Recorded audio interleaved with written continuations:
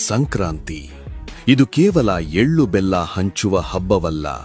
ಇದು ಭಾರತೀಯ ಸನಾತನ ವಿಜ್ಞಾನ, ಖಗೋಳಶಾಸ್ತ್ರದ ಅದ್ಭುತ ಸಂಗಮ ಮತ್ತು ಬ್ರಹ್ಮಾಂಡದ ವಿಸ್ಮಯ.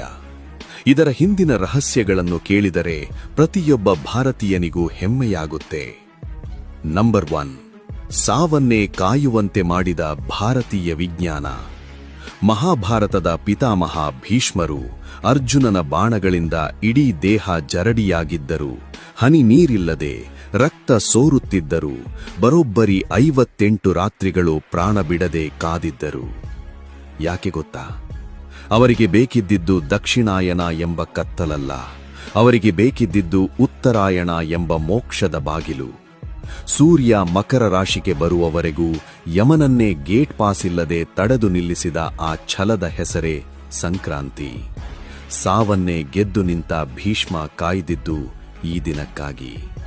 ಮಕರ ಸಂಕ್ರಾಂತಿ ಕೇವಲ ಹಬ್ಬವಲ್ಲ, ಅದು ಬೆಳಕಿನ ಪಯಣ.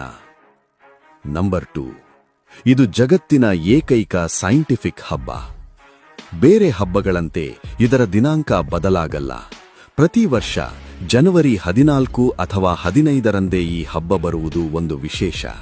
ಯಾಕಂದ್ರೆ ಇದು ಚಂದ್ರನನ್ನಲ್ಲ, ಸಾಕ್ಷಾತ್ ಸೂರ್ಯನ ಚಲನೆಯನ್ನೇ ಆಧರಿಸಿದ ಹಬ್ಬ.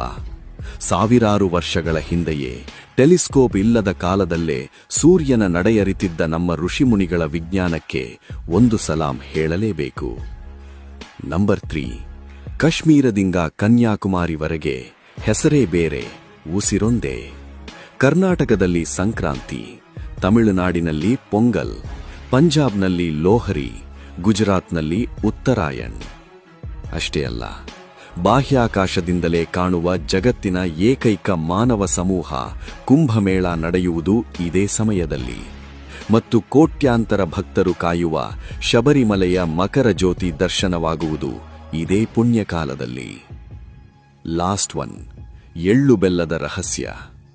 ನಾವು ಎಳ್ಳು ಬೆಲ್ಲ ತಿನ್ನುವುದು ಕೇವಲ ರುಚಿಗಲ್ಲ, ಇದು ಚಳಿಗಾಲಕ್ಕೆ ದೇಹಕ್ಕೆ ಉಷ್ಣತೆ ನೀಡುವ ನ್ಯಾಚುರಲ್ ಇಮ್ಯುನಿಟಿ ಬೂಸ್ಟರ್.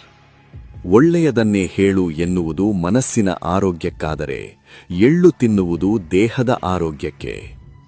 ಬನ್ನಿ, ಕತ್ತಲಿಂದ ಬೆಳಕಿನೆಡೆಗೆ, ಅಜ್ಞಾನದಿಂದ ಸುಜ್ಞಾನದ ಕಡೆಗೆ ನಡೆಯೋಣ.